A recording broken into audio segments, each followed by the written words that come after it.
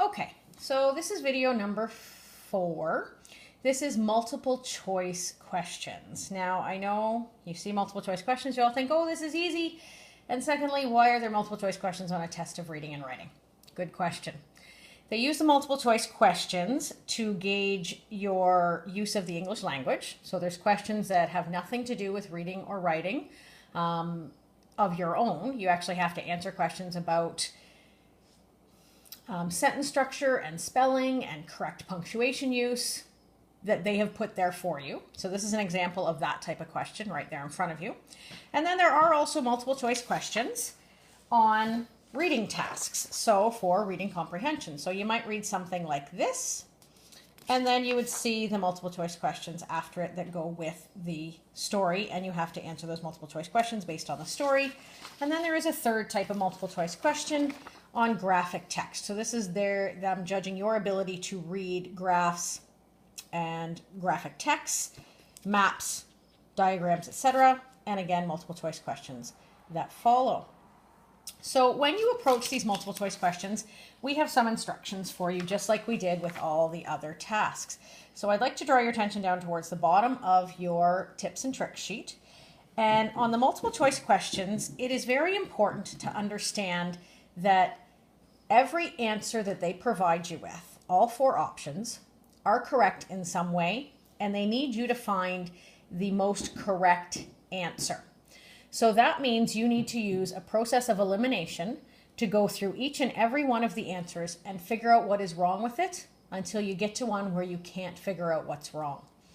Normally on multiple choice questions in school, we provide you with 2 options that are close, and then one that, isn't quite as close. And then there's always one that, might be a pretty easy, giveaway that it's not right.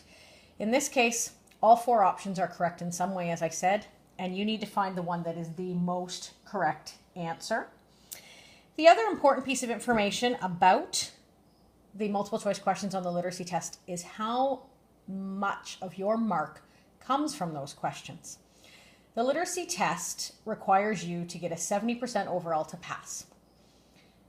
Usually that grade, that 70%, is 300 marks. We need you to understand that 51% of your grade for this test comes from the multiple choice questions. There are always 39 multiple choice questions on the test, and those are worth 51% of the marks available to you. So even though you've written multiple short answer questions, probably 6 or so, and 2 huge long writing pieces that you're going to hear about in later videos, 51% of the test marks come from these multiple choice questions. So we need you to really slow down, not rush through them, and use that process of elimination to make sure you get the correct answer. That correct answer might be because there's a tricky wording in the question that makes you have to find a certain correct answer. It might be just one simple difference between where a comma is placed. So you really have to look very, very closely at those questions and make sure you're finding the most correct answer for each one. One last little piece of tidbit of knowledge that they've shared with us from EQAO. If you are stuck, cannot figure out the answer, or if you are running out of time and you have 1 or 2 multiple choice questions left, EQAO has told us that after doing a statistical analysis, their answer that comes up most often is C. I'm not telling you that you should fill in your test all in C's and think, oh, well, at least I'll get some. No, not by any means, but we're just telling you that if it comes down to the bare wire and you need to fill in something, better than leaving it blank, fill in a C, because they tell us statistically that's the answer that is most often correct on their test.